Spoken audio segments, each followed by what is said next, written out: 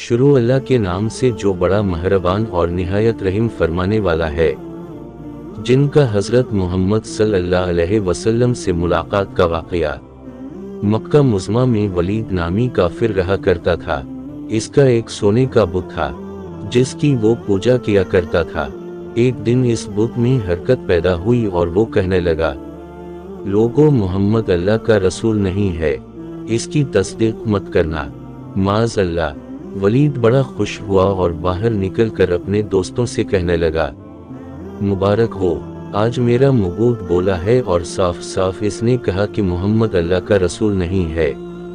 یہ سن کر لوگ اس کے گھر آئے اور دیکھا کہ واقعی اس کا بت یہ جملے دہرا رہا ہے۔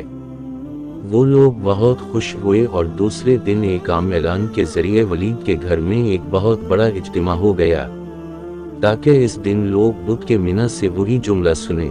اس بڑے اجتماع میں ان لوگوں نے حضور صلی اللہ علیہ وسلم کو بھی دعوت دی تاکہ حضور صلی اللہ علیہ وسلم خود تشریف لا کر بت کے منہ سے وہی جملے سنے۔ چنانچہ حضور صلی اللہ علیہ وسلم بھی تشریف لائے۔ جب نبی کریم صلی اللہ علیہ وآلہ وسلم تشریف لائے تو بت بول اٹھا، اے لوگو، خوب جان لو کہ محمد صلی اللہ علیہ وسلم اللہ کے سچے رسول ہیں۔ ان کا ہر ارشاد سچا ہے اور ان کا دین حق پر ہے۔ تم اور تمہارے بت جھوٹے ہیں جو تمہیں گمراہ کرنے والے ہیں۔ اگر تم اس سچے رسول پر ایمان نہ لاؤ گے تو جہنم میں جاؤ گے۔ بس عقل مندی سے کام لو اور سچے رسول صلی اللہ علیہ وسلم کی غلامی اختیار کر لو۔ بت کی یہ باتیں سن کر ولید بڑا گھبرایا اور اپنے مبوت کو پکڑ کر زمین پر دے مارا اور اس کے ٹکڑے ٹکڑے کر دے۔ حضور صلی اللہ علیہ وسلم فاتحانہ طور پر واپس ہوئے تو راستے میں ایک گھوڑ سوار جو سبز پوش تھا حضور صلی اللہ علیہ وسلم سے ملا۔ اس کے ہاتھ میں تلوار تھی جس سے خون ٹپک رہا تھا۔ حضور صلی اللہ علیہ وسلم نے فرمایا، تم کون ہو؟ بولا، میں جن ہوں اور آپ کا غلام اور مسلمان ہوں، جبل طور میں رہتا ہوں، میرا نام معین بن البر ہے۔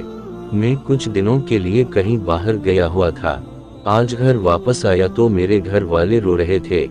میں نے وجہ پوچھی تو معلوم ہوا کہ کافر جن جس کا نام مسفر تھا وہ مکہ میں آ کر ولید کے بت میں گھس کر حضور صلی اللہ علیہ وسلم کے خلاف فضول گوئی کر گیا ہے، اور آج پھر وہ یہی بکواس دوبارہ بت میں گھس کر کرنے والا تھا۔